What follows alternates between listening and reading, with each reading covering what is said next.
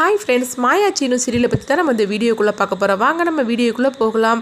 சீனுவையும் மாயாவையும் தான் காட்டுறாங்க. மாயா வந்து சீனுக்கிட்ட பேசுகிறதுக்காக வரும்போது அப்போ சீனு சொல்கிறாங்க, உன்னை நான் எந்த அளவுக்கு நான் நம்பினேன், சொல்ல பொண்ணாக்கி உன்னை கல்யாணமே பண்ணிக்க கூடாது அப்படின்னு சொல்லிட்டு எங்கள் அம்மா எவ்வளோ தடுத்தாங்க. ஆனாலும் அதையும் மீறி நான் உன்னை லவ் பண்ணி கல்யாணம் பண்ணிக்கிட்டேன். அதுக்கு நீ காட்டுற நன்றி கடன் இதுதானா? நீ இந்த அளவுக்கு துரோகம் பண்ணுவேன்னு சொல்லி கொஞ்சம் கூட எதிர்பார்க்கவே இல்லை அப்படிங்கிறாங்க.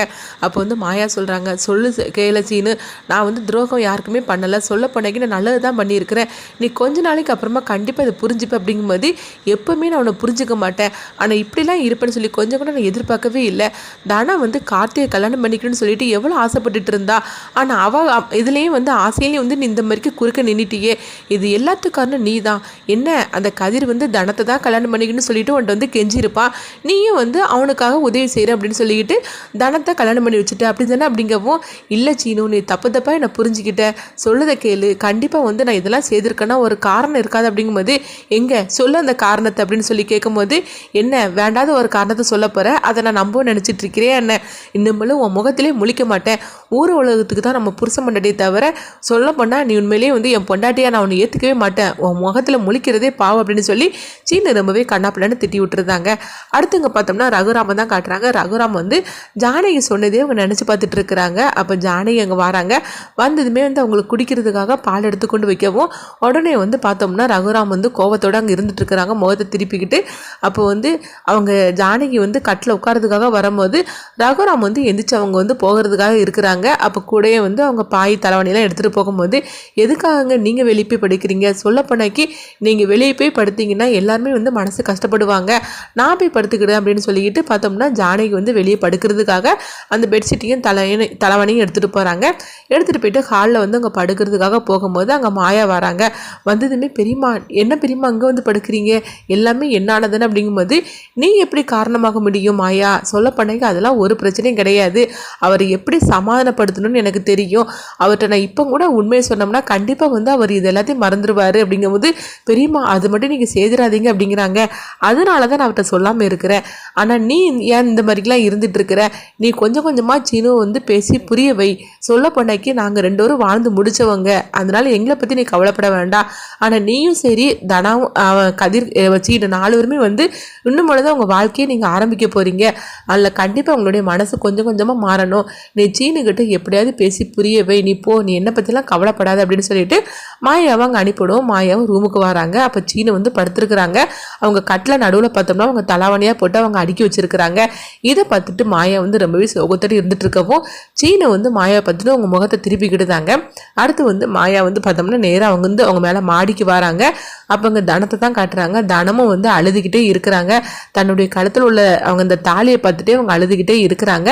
அப்போ மொட்டை மாடிக்கு வந்து அவங்க மாயா வரும்போது அங்கே கதிர் வந்து நிற்கவும், என்னடா நீ இங்கே வந்து நின்றுட்டு இருக்கிற அப்படிங்கும்போது அப்போ கதிர் கேட்குறாங்க, என்ன கேட்குறது சரி, நீ எதுக்காக இங்கே வந்து அப்படிங்கும்போது, நீ என்ன சூழ்நிலையில் இங்கே வந்து நிற்கிறியோ அதே சூழ்நிலையில தான் நான் வந்து சொல்லவும், அப்போ வந்து என்ன தனம் வந்து வந்துட்டு ஏதாவது பேசினாலும் அப்படின்னு மாயா கேட்கும்போது, தனமா அவள் கையில் வந்து சூலாயுதம் மட்டும்தான் இல்லை, அது இருந்துச்சுன்னா என்னை குத்திருப்பா, அந்த அளவுக்கு என் மேலே கோவத்தோடு இருக்கிறா அப்படிங்கிறாங்க. சரி சீனு வந்து எப்படி இருக்கிறான், அவன்கிட்ட வந்து ஏதாவது நீ பேசி புரிய வைக்க வேண்டியதுன்னு அப்படிங்கும்போது, இல்லை சீனு வந்து ரொம்பவே நல்லவன், சொல்ல போனாக்கி அவங்ககிட்ட இந்த விஷயத்தை பற்றி நம்ம முன்கூட்டியே சொல்லியிருக்கணும், ஆனால் என்ன பண்ணுறதுக்கு அவன் வந்து ரொம்பவே அவசரமானவனாச்சே, இந்த விஷயத்தை பற்றி அவன் பெரியப்பட்ட சொல்லிடக்கூடாது அப்படின்னு சொல்லிட்டு தான் அந்த இதையே நம்ம அவன்கிட்ட மறைச்சோம். ஆனால் வந்து அவனுக்கு அது கூட அந்த அளவுக்கு கோவம் இல்லை, மாமாவுக்கு இந்த மாதிரிக்கு ஒரு நிலைமை ஏற்பட்டுச்சுல கார்த்தியால், அதுக்கு காரணம் நம்ம 2 பேரும் தான் அப்படின்னு சொன்னனால தான் அவனுக்கு ரொம்பவே கோவத்தோடு இருந்துகிட்ருக்கிறான். எப்படி இருந்தாலும் சரி தான், அவன் கொஞ்ச நாளைக்கு அப்புறமா எப்படி நம்மளை புரிஞ்சுப்பான், அவனுடைய கோவம் இருக்க தான் செய்யும், கொஞ்சம் கொஞ்சமாக அதை எப்படியாவது மாற்றிடலாம் அப்படிங்கும்போது உடனே வந்து தனத்துட்டு நீ தான் எப்படியாவது பேசி கொஞ்சம் கொஞ்சமாக அவளை மாற்றணும், அவளை இப்படியே நீ இருக்கப்பட்டுறக்கூடாது, அவள் ரொம்பவே நல்ல பொண்ணு, சொல்ல போனால் அவள் வந்து இந்த உண்மையெல்லாம் தெரிஞ்சுன்னா அவள் வந்து ஏற்றுப்பா அப்படிங்கும்போது, அப்போ இந்த உண்மையெல்லாம் நான் அவள்கிட்ட சொல்லிடட்டுமா அப்படிங்கிறாங்க. ஐயோ நீ அதை மட்டும் சொல்லிடாத, சொன்னாக்கி அவள் தப்பான ஒரு முடிவு எடுத்துருவா, அது வந்து அவங்க புவனேஸ்வரி குடும்பத்துக்கு ரொம்பவே சாதகமாக அமைஞ்சிரும், அதனால எக்காரணத்துக்கு கொண்டு இந்த உண்மையை சொல்லிடாத, கொஞ்ச நாளைக்கு அப்புறமா அவளே வந்து ஒன்று ஏற்றுப்பா அப்படின்னு சொல்லிட்டு இருக்கிறாங்க. இந்த மாதிரிக்கு அடுத்து வந்து காலையில் விடிஞ்சிருது. அப்போ ரகுராம் வந்து பத்மாட்டையும் சீனுட்டையும் கேட்குறாங்க, மணி எப்படி இருக்கிறாரு அப்படின்னு சொல்லி கேட்கும்போது அப்போ சீனு சொல்கிறாங்க, அப்பாவுக்கு பரவாயில்ல, நாளைக்கு வந்து வீட்டுக்கு அழைச்சிட்டு போகலாம் அப்படின்னு டாக்டர் சொல்லிட்டாங்க அப்படிங்கும்போது, அப்படியா சரி நாளைக்கு நீங்கள் போகும்போது சொல்லுங்கள் நானும் வரேன் அப்படிங்கும்போது, இல்லை மாமா நீங்கள் வர வேண்டாம், நானே அப்பாவை அழைச்சிட்டு வந்துடும் அப்படின்னு சொல்லிட்டு இருக்கிறாங்க. அடுத்து பார்த்தோம்னா ஜானகி வந்து காஃபி எடுத்துகிட்டு வராங்க. அப்போ வந்து அவங்க அத்தைக்கு கொடுக்குறாங்க. அதுக்கப்புறமா ரகுராம்கிட்ட கொடுக்கும்போது ரகுராம் வந்து பத்மா அப்படின்னு சொல்லி கத்தவும் பத்மா வராங்க.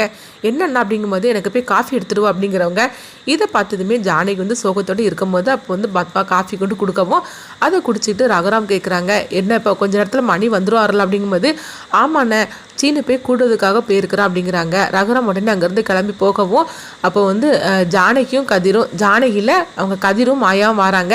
அவங்க ரெண்டோரையும் பார்த்ததுமே வந்து அவங்க ரகுராமோட அம்மா வந்து திட்ட ஆரம்பிச்சிருந்தாங்க. பாத்தியாடி என் பையனும் என் மருமகளும் வந்து ராமர் சீதை அவங்க கணக்காக வாழ்ந்துட்டு இருந்தாங்க. இன்றைக்கி அவங்க ரெண்டோரும் எப்படி இருக்காங்க அது எல்லாத்துக்கான நீங்கள் 2 பேரும் தானே, ஒன்னால தான் இன்றைக்கி இந்த குடும்பமே இந்த மாதிரிக்கு ஒரு நிலமையில இருக்குது அப்படின்னு சொல்லிட்டு இருக்கும்போது அப்போ அங்கே மணி வந்து அவங்க காரில் வந்து இறங்கும் போது மணி வராங்க அப்படின்னு விஷயம் தெரியுது. உடனே வந்து பத்மா வந்து ஆரத்தி எடுத்துகிட்டு போகிறாங்க. அப்போ வந்து பத்மா சொல்கிறாங்க, அங்கே பாரு அவர் வாராரு, அவர் முகத்தை கூட நீ பார்க்கக்கூடாது, அவர் வரும்போது இந்த இடத்துலயே நிற்காதீங்க, 2 பேரும் ஒளிஞ்சு போயிருங்க அப்படின்னு சொல்லிட்டு திட்டிட்டு போகவும் உடனே வந்து அவங்க 2 பேரும் சோகத்தோடு அங்கேருந்து கிளம்பி போகிறாங்க. மணிக்கு ஆரத்தி எடுக்கிறதுக்காக பத்மா வந்து ஆரத்தி எடுத்துகிட்டு வரும்போது மணி கேட்குறாங்க, எங்கே என் மருமகளை எங்கே அப்படின்னு சொல்லி கேட்குறாங்க. இப்படி மணி கேட்டதுமே ஜானகி வந்து ரொம்பவே சந்தோஷப்பட ஆரம்பிச்சிருந்தாங்க. பத்மா வந்து அதிர்ச்சி அடைகிறாங்க. என்னங்க இப்போ அவளை போய் கேட்டுட்டு இருக்கிறீங்க, இன்னைக்கு இந்த நிலைமைக்கு காரணமே அவளும் கவிதை இருந்தா, நீங்கள் என்னன்னா வந்தது வராதுமா அவளை போய் கேட்குறீங்களே அப்படின்னு சொல்லி கோவத்தோடு இருக்கவும் அதெல்லாம் எனக்கு தெரியும்டி, என் மருமகளை வந்து வர சொல்லி அவ கையில் தான் ஆரத்தி எடுக்கணும் அப்படின்னு சொல்லிட்டு இருக்கிறாங்க. இந்த மாதிரி தான் இந்த எபிசோட் எடுத்துகிட்டு போகிறாங்க. அடுத்துல ப்ரொமோவில் என்ன நடக்குன்னு சொல்லி பார்த்தோம்னா சீனு மாயா அதுக்கப்புறமா கதிர் தானா அவங்க கல்யாணத்துக்கு வராததுனால ஒரு விருந்தாளி வந்து அவங்க வந்து வீட்டுக்கு வராங்க. வந்ததுமே அவங்கள பார்த்துட்டு எல்லாருமே வாங்க அப்படின்னு சொல்லிட்டு அவங்கள வந்து நல்லா விசாரிக்கிறாங்க. அப்போ அவங்க சொல்கிறாங்க, கல்யாணத்துக்கு எங்களால் வர முடியல, அதனால தான் நாங்கள் இப்போ வரோம் அப்படின்னு சொல்லவும் இந்த 2 ஜோடிகளும் கூப்பிடுங்க அப்படிங்கும்போது அவங்க 4 பேருமே வராங்க. வந்ததுமே மாயா பக்கத்தில் சீனுவும் கதிர் பக்கத்தில் தனமும் உட்கார்ந்துருக்குறாங்க. அப்போ வந்து அவங்க வந்து ஒரு கிஃப்ட் கொடுக்குறாங்க. 2 ஜோடிகளுக்கும் வந்து 2 மோதிரத்தை எடுத்து கொடுக்குறாங்க. எங்கள் கண் முன்னாடியே நீங்கள் வந்து அந்த மோதிரத்தை மாற்றிக்கணும் அப்படிங்கவும் இது கெட்டதுமே குடும்பத்தில் உள்ள அவ்வளோருமே அதிர்ச்சி அடைகிறாங்க. அதே மாதிரிக்கு சீனுவும் தனாவும் அவங்களும் அதிர்ச்சி அடைகிறாங்க. இதை பார்த்துட்டு ஜானகி ரொம்பவே சந்தோஷப்பட ஆரம்பிச்சிருந்தாங்க. அப்போ ஜானகி வந்து தனாக்கிட்டையும் கதிரிக்கிட்டையும் சொல்கிறாங்க, அவங்க தான் மோதிரத்தை மாற்ற சொல்கிறாங்களா, 2 பேரும் மோதிரத்தை எடுத்து கையில் போட்டு விடுங்க அப்படிங்கவும் அப்போ தனா வந்து போட்டு விடாமல் இருக்கிறாங்க. அப்போ ஜானகி வந்து சொல்கிறாங்க, தனா நான் சொல்கிறது கேளு, இப்போ அவங்க முன்னாடி நீ எதுவும் செய்திடாது அப்படின்னு சொல்லும் போது உடனே தனாவும் வேண்டாம் விருப்பாட்டு வந்து அவங்க கதிர் விரல வந்து மோதிரத்தை போட்டு விடுதாங்க. அதே மாதிரிக்கு கதிரும் வந்து தனா விரல வந்து மோதிரம் போட்டு விடுதாங்க. எங்கே பார்த்தோம்னா சீனு மாயாவையும் அவங்களே தான் காட்டுறாங்க. அப்போ சீனு வந்து கோவத்தோடு இருந்துட்டு இருக்கும்போது அப்போ அந்த வந்த கெஸ்ட் வந்து சொல்கிறாங்க, என்னங்க நீங்கள் 2 பேரும் பார்த்துட்டே இருக்கிறீங்க, மோதிரத்தை மாற்றிக்கிட்டு சீனு அப்படின்னு சொல்லும் போது அப்போ ஜானகி வந்து சீனு பக்கத்தில் போகிறாங்க. என்ன சீனு பார்த்துட்டு இருக்கிற அவங்க முன்னாடி நீ வந்து அவங்க மாயா கையில் வந்து விரல மோதிரத்தை போட்டு விடு அப்படிங்கவும் சீனு வந்து கோவத்தோடய அந்த மோதிரத்தை போட்டு விடுதாங்க. அப்போ மாயா வந்து ரொம்பவே சந்தோஷப்பட்டுட்டு இருக்கிறாங்க. அதே மாதிரிக்கு மாயாவும் சீனு விரல மோதிரத்தை போட்டு விடுதாங்க. இதை பார்த்துட்டு பத்மா வந்து ரொம்பவே கோவத்தோடு இருக்கிறாங்க. அப்போ பார்வதி சொல்கிறாங்க, என்னதான் அங்கே நடக்குதுன்னே தெரியல அப்படின்னு சொல்லிட்டு இருக்கும்போது அப்போ பத்மாவும் கோவத்தோடு தான் இருந்துட்டு இருக்கிறாங்க. இந்த மாதிரி தான் இந்த ப்ரோமோவை ரொம்பவே அழகாக எடுத்துகிட்டு போகிறாங்க. அடுத்து இந்த கதையை என்ன மாதிரி கொண்டுட்டு போவாங்க அப்படின்னு சொல்லிட்டு உங்கள் கருத்துக்களை கமெண்ட் பாக்ஸில் கமெண்ட் பண்ணுங்கள். நம்ம இன்னொரு வீடியோவில் சந்திப்போம்.